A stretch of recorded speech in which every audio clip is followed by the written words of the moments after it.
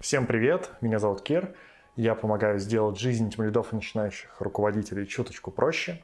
Сегодня я хочу поговорить на тему сильные и слабые стороны руководителя, тимлида, специалиста.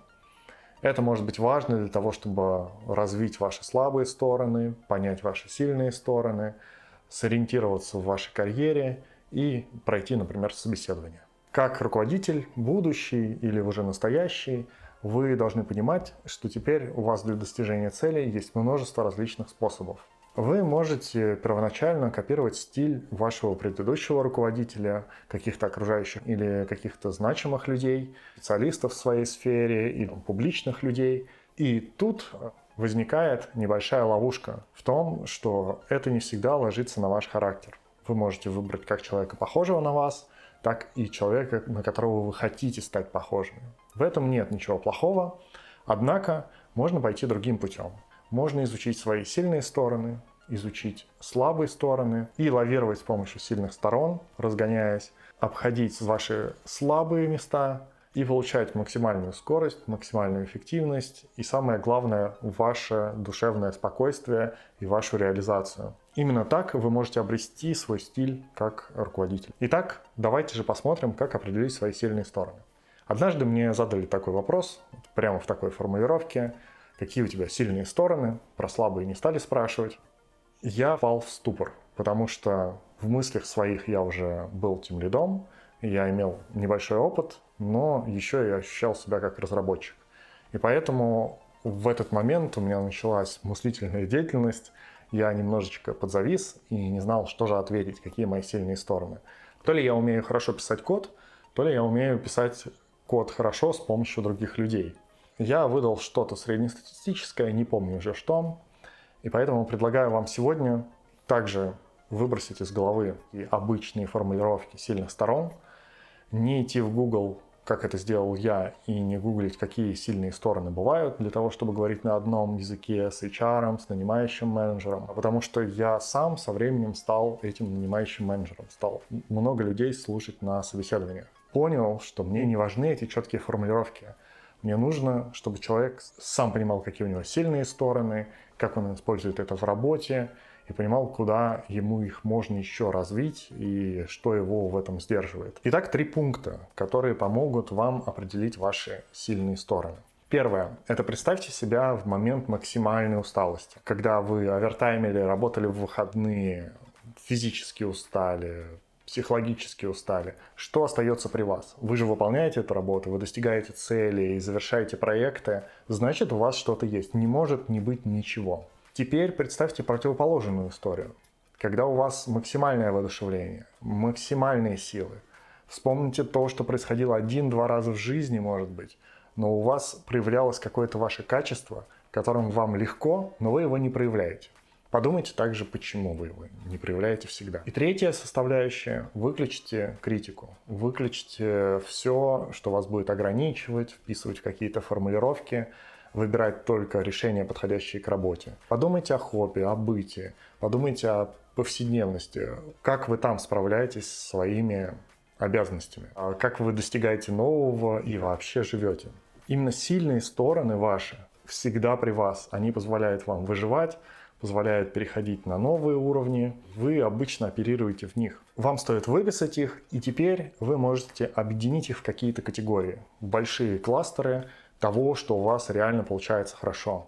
Тут уже можете ориентироваться на ваши рабочие задачи, на то, как это подходит бизнесу, на то, как это проявляет вас как руководителя. Не то, каким вы себя представляете, не то, к чему вы стремитесь. Это все замечательно, но важно понимать ваш неотъемлемый минимум, который сопровождает вас всю жизнь. Вы получите какой-то список. Я намеренно не говорю, какие опции у вас есть, потому, как я рассказывал ранее, если вы погуглите варианты сильных сторон, то это вас сильно сузит. На этом этапе вы получите стандартные ответы. Нет, сформулируйте это своим языком. Это может быть неформальный язык, это может быть то, что лично вы понимаете. Вам не нужно будет рассказывать об этих сильных сторонах кому-то еще. Это вы потом сделаете. Следующий пункт – это слабые стороны. Многие из нас уже натренировались на собеседованиях и придумывают что-то в духе «я самокритичен», что-то расплывчатое и преподносящее вас в выгодном свете. Вам в вашем анализе прямо сейчас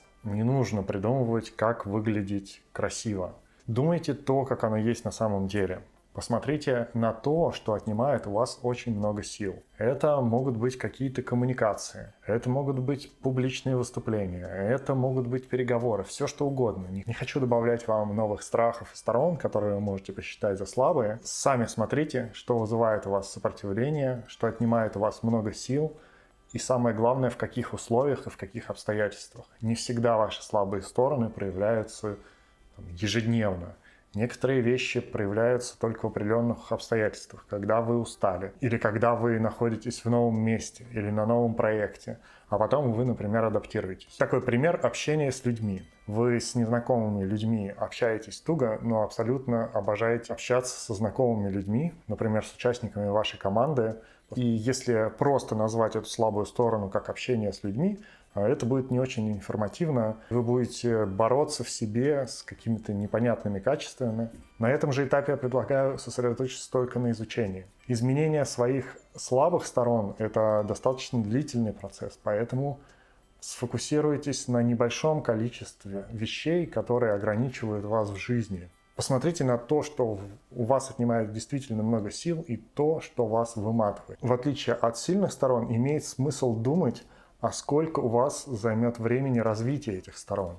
Потому что, если мы говорим о каких-то личностных особенностях, которые вы записываете в свои слабые стороны, то на их трансформацию могут уйти годы.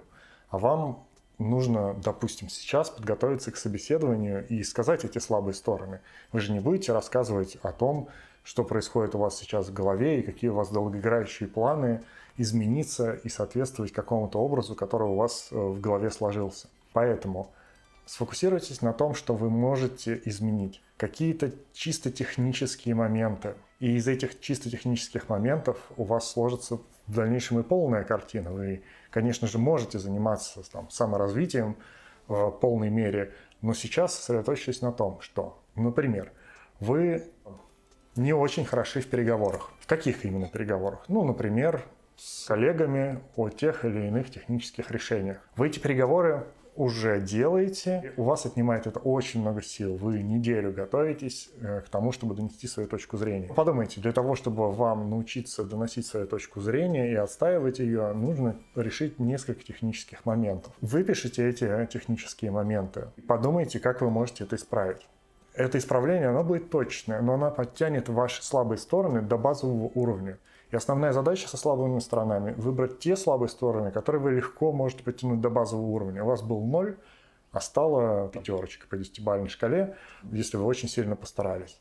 Не нужно сразу же думать о том, что я плох в публичных выступлениях, значит, мне нужно завершить курсы ораторского мастерства, без запинки произносить любые речи. В общем, это не всегда необходимо. Вы, как профессионал в своей области, который уже выполняет свою работу, сможете продолжать выполнять эту работу и делать это чуточку лучше.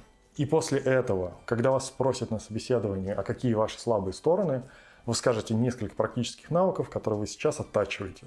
У вас не будет никакого ощущения, что вам нужно срочно что-то подтянуть. Вы улетите в свои мысли и будете придумывать на ходу, а что же такое компромиссное можно произнести. Вы скажете, я планирую вообще записаться на такие-то курсы, возможно, вы можете помочь мне с этим, развивая свою речь, и я стараюсь оттачивать свою аргументацию. У меня уже получается это, но я постепенно стараюсь это улучшать, я знаю, что это моя зона развития. Это будет смотреться гораздо лучше, это будет правдой и для вас, и для собеседующего.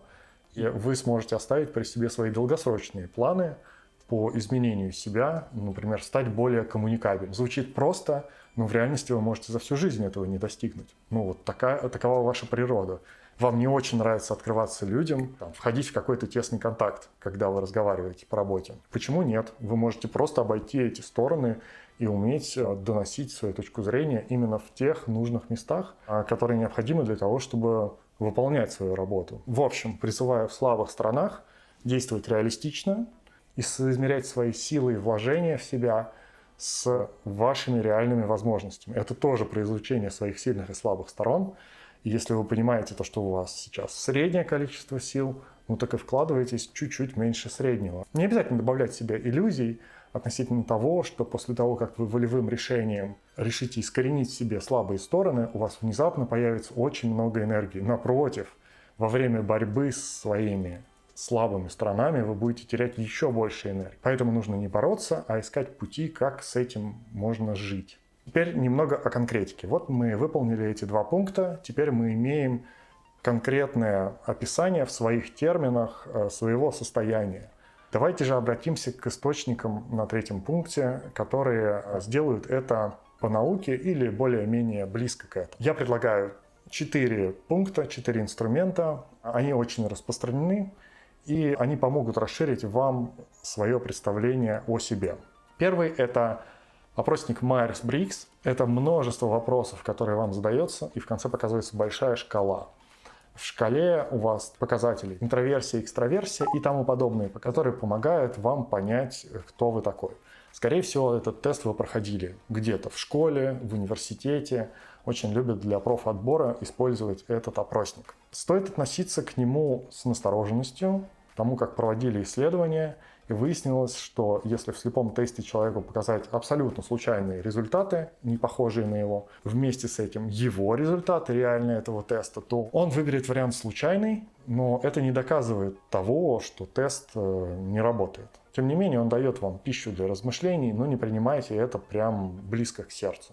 Так же, как и следующий вариант, это типологии различные. Например, диск есть типология, которая определяет доминантный, контролирующий тип, интегрирующий, вдохновляющий и так далее. Эти все типы помогают лучше понять и других людей, и себя. Это такой базовый уровень, очень примитивный, очень упрощенный, но тем не менее, когда-то пройти это тоже нужно. Не советую игнорировать такие инструменты, просто хотя бы знайте, что они существуют. Еще один похожий инструмент – это PAEI-код. Тест будет в описании, очень удобный. Нажимаете на варианты, и сразу же получаете ответ без всяких регистраций, сразу после 10 групп вопросов. Этот тест основан на книге Ицхака Адизеса про идеального руководителя и почему его не существует. Советую прочитать, как руководители разных типов проходят свой путь в компаниях, где важны руководители производительные на первых этапах, где важны вдохновляющие, где важны интегрирующие людей. Вот этот вот код, он, собственно говоря, и показывает эти характеристики. Узнайте свой код, очень удобно знать его, обсудите со своим руководителем. Да, возможно, в течение жизни ваши предпочтения будут меняться, но обычно эта предрасположенность сохраняется. Рекомендую пройти этот тест. И последний тест, который отвечает наиболее полно на вопрос о ваших сильных и слабых сторонах, это Gallup-Clifton тест, который напрямую показывает вам список ваших сильных сторон. Он задает очень много вопросов. Имейте терпение, имейте лишний час времени, чтобы ответить на всех. Иногда очень трудно отвечать на некоторые вопросы, но тем не менее сосредоточьтесь и прикиньте вот в том же состоянии, как мы на первом этапе, когда сильные стороны определяли, какой вы есть на самом деле в условиях, когда у вас нет избытка сил. Именно такой, какой вы есть в обычных рабочих обстоятельствах. Этот тест очень полезен и советую его пройти, однако нужно очень много времени иметь на него. Что мы еще имеем? Мы имеем опросники 360, Performance Review. К сожалению, тут одному без помощи компании не обойтись. Вашим коллегам отправляются опросники, и вам приходят на них, и вы отвечаете на какие-то вопросы, подмечаете рабочие детали, всякие моменты, в чем человек силен, что ему стоит развить, какие у него там интересные проекты были. Это все зависит от HR вашей компании. И обычно такие результаты опросов, их либо обрабатывают и в агрегированном виде передают вам, либо дают сырые результаты. Что с этим делать, решать вам. Возможно, еще и вашему руководителю. Но вы можете использовать такую возможность и подумать, как использовать эту информацию. Конечно же, сделайте поправку на то, что это конкретно отдельная компания, отдельные условия и ваша отдельная роль. И если вы хотите узнать свои сильные стороны как тимлида, а вы разработчик, то для этого должен запуститься процесс, когда вас узнают как тимлида, или о ваших амбициях узнают. Тогда это будет иметь смысл. Но какую-то информацию вы получите. Также и с опросами 360 примерно такая же механика. Далее, специалисты. Есть люди, которые помогут вам получить эти ответы. Именно получить ответы, а не дать вам готовые ответы. Если вам специалист такие ответы дает, то пользы обычно от этого мало. Это просто как раздавать какие-то советы. Вы должны прийти к необходимым вам ответам о себе, например, об этих сильных и слабых сторонах, и специалист вам поможет это сделать. Многие приходят с конкретно этими запросами, люди умеют работать. Это коучи, менторы, психотерапевты, в общем, все, кто работает с мышлением, с психикой, с мотивацией, помогут вам разобраться в себе. И нахождение ваших сильных и слабых сторон, оно и будет, скорее всего, первым этапом. Вы будете узнавать себя реального, ваши реальные возможности. Это и есть, собственно говоря, процесс нахождения. Поэтому я и начинаю этот канал с видео, в котором говорю об этих сторонах, потому что это основа. Если мы будем говорить о любых других действиях, о любых других техниках, нужно понимать, насколько это вам подходит. Потому что иногда идет речь о крутых инструментах руководителя, но они не подходят вам по типажу, просто вы не сможете их применять естественным образом, так как будто бы вы делаете это постоянно. Мы немножечко залезли на тему, которая звучит как «что делать с полученной информацией?». Что здесь можно еще делать, помимо того, что я только что рассказал? Конечно же, стоит сосредоточиться на небольшом количестве ваших сильных сторон, которые вы хотите развивать, потому что эффект от них максимальный. Вам его хватит на долгое время. Если вы прокачались в какой-то области, которая у вас была, на 5 из 10, стала 7 из 10 – это уже существенный скачок. Речь идет о том, что если вы хороший программист и изучили какие-то нюансы и особенности вашего фреймворка или новые паттерны, и закрепили это, пересказали, сделали выступление, это уже существенный скачок. Вы уже поднялись на несколько ступенек выше. Не нужно разбрасываться и стараться стартовать сразу с 5-6 направлений, и усиливать себя и по публичным выступлениям, и по производительности, и по тайм-менеджменту, и по общению с людьми. Вы просто устанете, расфокусируетесь и не поймете, а где же результат. Причем, возможно, вы даже получите результат, но вы его не сможете осознать, потому что не будет этих контрастов, и вы забросите это дело. А точечное усиление вам поможет. Опять-таки повторюсь, потому что вы уже хорошо делаете свою работу. Вы уже профессионалы, вас ценят. Любое точечное улучшение, которое вы сами для себя презентуете для окружающих, оно даст вам значительный толчок. Выберите точно то, что вы хотите усилить. Только одну вещь. Я понимаю, почему возникает желание выбрать сразу несколько, потому что вы потратили силы, собрались силами, прошли тест, записали и думаете, пока у меня настроение есть, я как сейчас везде запишусь, как курсов куплю, как прокачаюсь, и потом можете попасть в состояние, когда вам ничего не охота. Так что дозируйте. Лучше, чтобы оставалось желание еще вернуться, возникал какой-то дефицит знаний, навыков и так далее, и вам хотелось возвращаться и получать эти знания и навыки. Со слабыми же сторонами, как я говорил, это процесс очень длительный. Вы, скорее всего, пойдете к специалисту, будете меняться, если вы захотите. Но само изменение – это тоже такая противоречивая вещь. Вы, скорее всего, не будете изменяться, вы будете опять-таки принимать свои слабые стороны и учиться с ними жить и работать. Поэтому, если в вас чего-то нет, например, чрезмерной общительности, то, возможно, вы научитесь точно общаться с нужными людьми, имея определенные техники, и на публику сможете выступить. И самое главное в этом во всем, что работа со слабыми сторонами заключается еще и в том, чтобы найти свою позицию, свое положение в компании, в какой-то группе, для самого себя. Кто я такой и почему я не обладаю суперскиллами переговоров? Потому что мне это не нужно было в повседневной жизни, я развивался в других областях значительно сильнее. Исходя из такой позиции, вы уже можете делать мелкие шажки для улучшения. И тут стоит выбирать самые, повторюсь, ближайшие зоны развития. Если вы не знаете, как проводить переговоры, о которых мы говорили, найдите схему переговоров. Это листик, в котором обозначены позиции, сильные и слабые стороны оппонента и вас, то, чего вы хотите добиться. Ну, в общем, это короткий список. Это та методика, которая даст вам расслабиться, когда вы проводите переговоры, и обращаться к этому инструменту для того, чтобы он ввел вас в этом процессе. Не нужно меняться и не нужно становиться другим для того, чтобы проводить успешные переговоры. Нужно просто овладеть инструментом. И один этот инструмент, одно видео, которое расскажет вам эту технику, и вы ее, самое главное, примените один раз, оно уже существенно упростит вашу жизнь. Принятие своих слабых сторон и обучение жизни с ними дает вам сильное высвобождение и энергии. И вы, наконец-таки, можете спокойно жить и делать свою работу. Но эффект этот достигается либо очень дозированно, по чуть-чуть, как я рассказывал, с обучением, с какими-то тренировками себя, либо очень долгосрочно, но с нарастающим эффектом.